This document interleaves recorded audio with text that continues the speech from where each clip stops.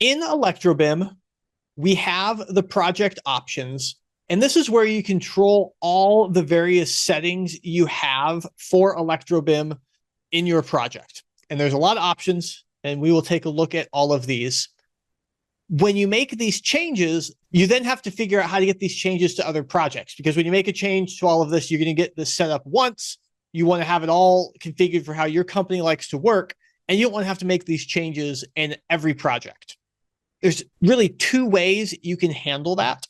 One, you can open up your template file, run this command, the project options command in your template file, and make the changes there. And then that template will have these settings in it, and then all projects based upon that template will have your settings.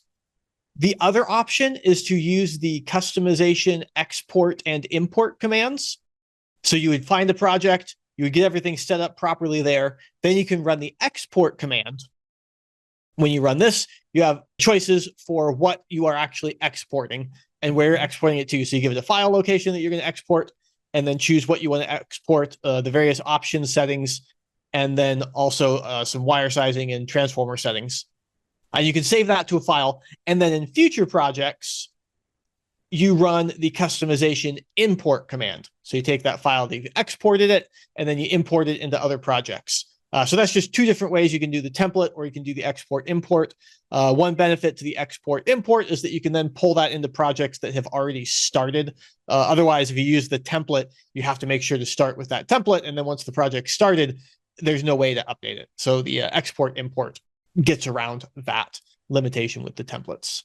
So if you have a template, you can set that up. There's probably a place for everyone to be using export import as well. Let's take a look at the single line diagram options. The first option here is the feeder offset multiplier.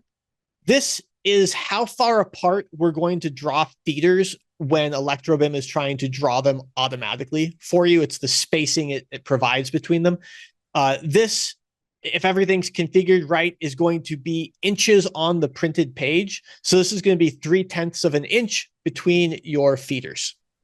So that is what that number corresponds to. In this one line here, we don't have a whole lot of feeders next to each other, but if we come over here, it's being used for the offset between this panel and the feeder. This is how far, how much space we make sure there is available for feeders coming off of this bus here. We'd make sure that they're at least that far apart if there's nothing else that's in the way.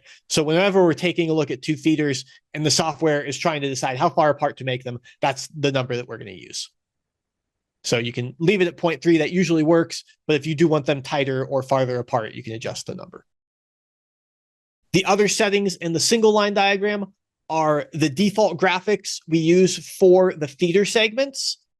This is for segments that don't have an overcurrent protection or a feeder ID. It's like on this feeder over here, we've got this additional piece that's being drawn to that piece of equipment. So when we're drawing our feeders, this is just the default segment that doesn't look like anything.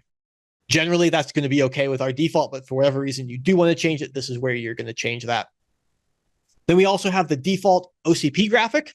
And so this is the graphic that we're going to use for your breakers by default.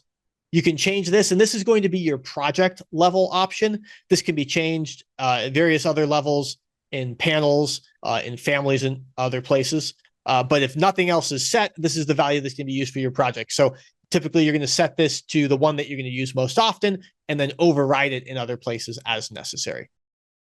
Finally, we have the default drafting view. This is used when you are running the insert link command, mostly for pieces of equipment. When you run insert link, we give you a list of all of the electrical equipment in the project, which is great for your panels and transformers. You do also want to insert mechanical equipment and elevators, things like this equipment connection here. To do that, you actually have to go to the 3D model, find that device, and run insert link and select it here.